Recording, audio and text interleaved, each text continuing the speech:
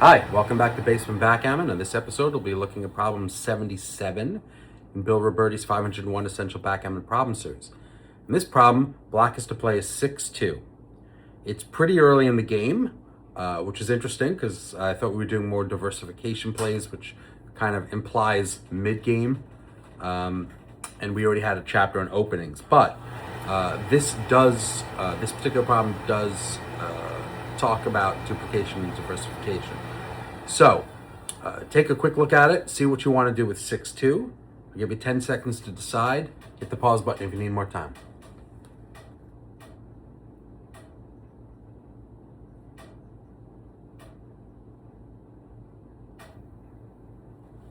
Okay, and we're back. So Robertie's play for this particular one is going to play 24-16. Now, why 24-16? Because you would think most of the time you don't want to leave your checker on 2 because only a 5-5 is a good safety. So why play this checker rather than playing this checker to run to the outfield? Good question. Let's read what Robertie has to say about it. Black has 2 ways to run into white's outfield with this roll. He can play 23-15 or 24-16. But what's right? Notice that if he plays 23-15, his checkers on the 15 point and the 13 point are 2 pips apart, just like his checkers on the 8 point and the 6 point.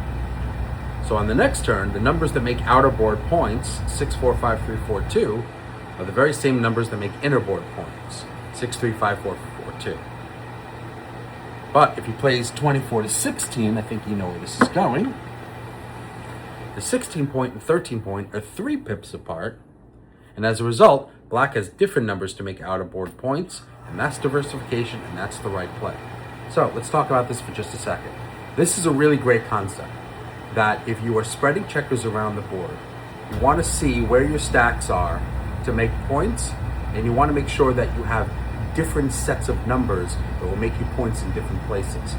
So putting the checker here, to repeat what Robertie has to say, means that the same numbers to make points here with these 2 stacks are going to be the same numbers to make points with these 2 checkers. Why do that? Why limit yourself to where you can make a point? You're increasing your chances of making some sort of useful point by putting this checker out here. This way, numbers that are 3 apart can go here, numbers that are 2 apart can go here. More numbers, more chances of making a point. It seems to be the right play. But let's throw it to XG and see what it has to say.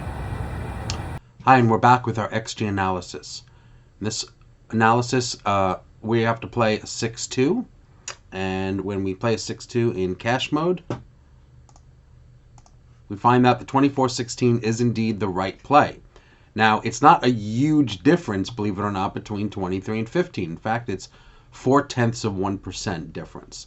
So not a huge difference. You can play either one safely, but 24-16 is just slightly better for the reasons we discussed, diversification of numbers.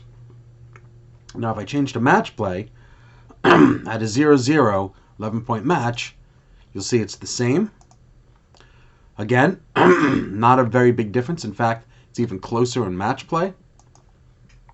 Virtually indistinguishable. If I go to 10 away, 11 away, 1 away at Crawford, it's the same thing. So this is always the right play, but by less than, by either half of 1% or less. 24-16 is slightly better than 23-15. Still, it illustrates the diversification principle very well. Please like and subscribe if you like this video series. Hit the notification bell if you want to be notified of future videos when I upload them. I'll be doing 1 a day to the end of the series. Thanks for watching.